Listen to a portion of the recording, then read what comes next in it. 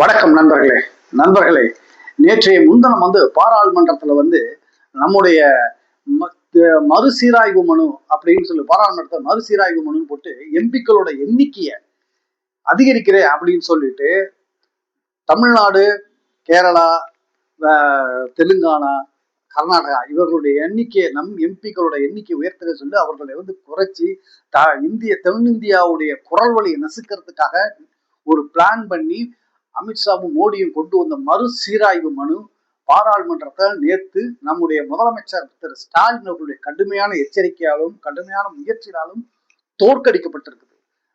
முதல்ல இந்த 10 வருஷத்துல மோடி கொண்டு வந்த ஒரு மசோதா தோற்கடிக்கப்பட்டதுதான் முதல் முறை. இதற்கு முதற் காரணம் நம்முடைய முதலமைச்சர் தான். அதுக்கு அடுத்தது இந்தியா கூட்டணியோட நண்பர்கள், தோழர்கள் எல்லாருமே. அதாவது நமக்கு இருக்கிறது 39 எம்பிக்கள். இந்த 39 மறுசீராய்வு மனு கொண்டு வர்றேன்னு சொல்லிட்டு இவங்க என்ன செஞ்சிருக்காங்க, மறுசீராய்வு மனு பண்ணிட்டாங்கன்னா நமக்கு அதாவது மக்கள் தொகை அடிப்படையில வரக்குது. 2011 எடுக்கப்பட்ட மக்கள் தொகை அடிப்படையில தான் இந்த எம்பிக்களோட எண்ணிக்கை உயர்வது அப்படிங்கிற மாதிரி சொல்லிருக்காங்க. ஒவ்வொரு வருஷம் மக்கள் தொகை எடுக்கணும். மக்கள் தொகை கணக்கெடுப்பு இன்னும் நடக்கல. நீ மக்கள் தொகை கணக்கெடுப்பு நடத்ததுக்கு அப்புறம் தான் இந்த மறுசீராய்வு மனு கொண்டு வரணும், சாதி கணக்கெடுப்பு நடக்கணும். இதெல்லாம் பண்ணாம இந்த 3 நாள்ல திடீர்னு இங்கெல்லாம் எலெக்ஷன் நடந்துகிட்டு இருக்கிற நேரத்துல உடனே அவசரமா பாராளுமன்றத்தை கூட்டி இந்த மசோதா கொண்டு, ஏன்னா அப்பதான் எம்பிக்கள் எல்லாம் வரமாட்டாங்க, அவங்கவுங்க எலெக்ஷன்ல இருப்பாங்க, வரமாட்டாங்க, நம்ம மசோதா கொண்டு தாக்கல் பண்ணி ஜெயிச்சிடலாம் அப்படின்னு ஒரு மிக கேவலமான ஐடியாவில அமித்ஷா பண்ணியிருக்காரு.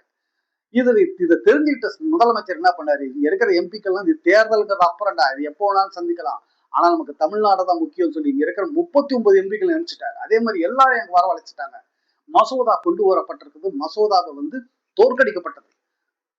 10 ஆண்டு கால மோடி ஆட்சியில் ஒரு மசோதா கொண்டு பிஜேபி ஒரு மசோதா தோற்கடிக்கப்பட்டிருக்கலாம். இதான் முதல் முறை மோடியோட தோல்வி ஆரம்பமாயிருக்கு.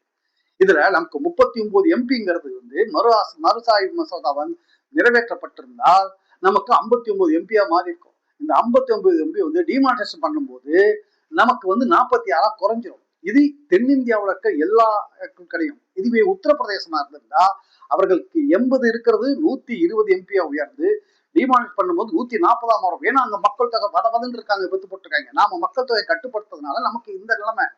அவங்க எல்லாம் மக்கள் தொகை கட்டுப்படுத்தாதனால அவர்களுக்கு அந்த நிலைமை. அதனால இந்த வெற்றி நம்முடைய முதலமைச்சருக்கு முதல்ல சேரும், பிறகு இந்தியா கூட்டணி தலைவர்களுக்கு சேரும்.